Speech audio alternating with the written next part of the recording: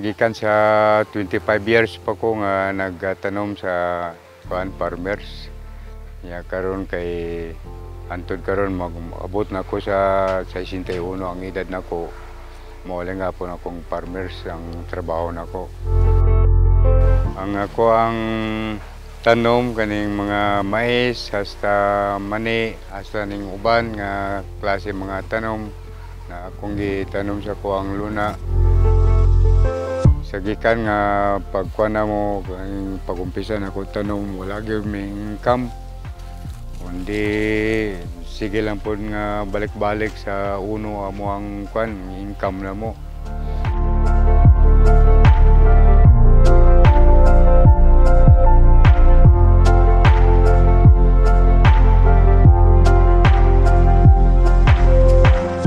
Nagpasalamat mi kay niabot ang DA sa mua kaya ang tabang nila kay pagtabang nila sa mua dinhi sa sitio sa Blat nagalambo po ang tabang sa taga DA po sa mua kay ang mga unit na sila tabang kani mga truck per truck traktor kay paggamit na mo sa traktor murag dali lang kayo paggamit sa kuan pagpadisaro na mo nya dali lang kayo pagtanom. Kay sa una, mano-mano lang among trabaho, karabaw lang ang gamito na mo. Karon kay naanay tabang sa DA.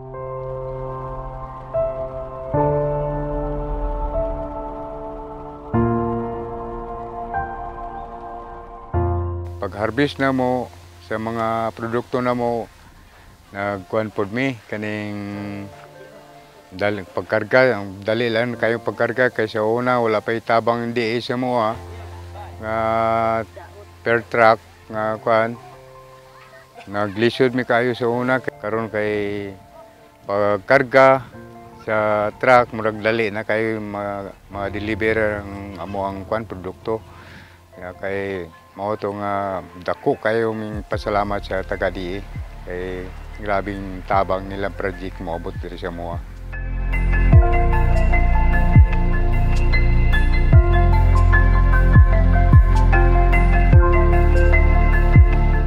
Tabang sa modern farm sa mua, sold lang kapon.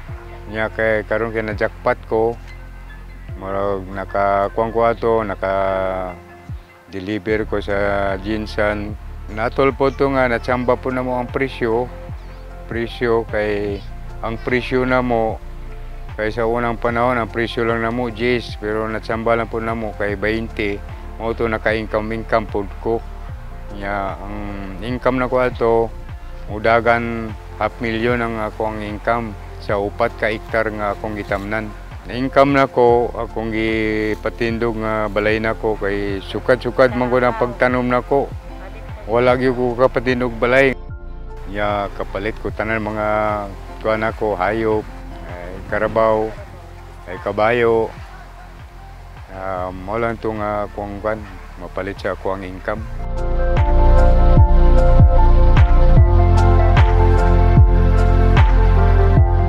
Pasalamat ko sa kuan sa taga DA kay kani mga traktor ilang tabang sa mua hasta ni mga truck murag kuan sa Ginoo ang ilang una-una ka dako kay may katabang nila sa mga kuan mga farmers.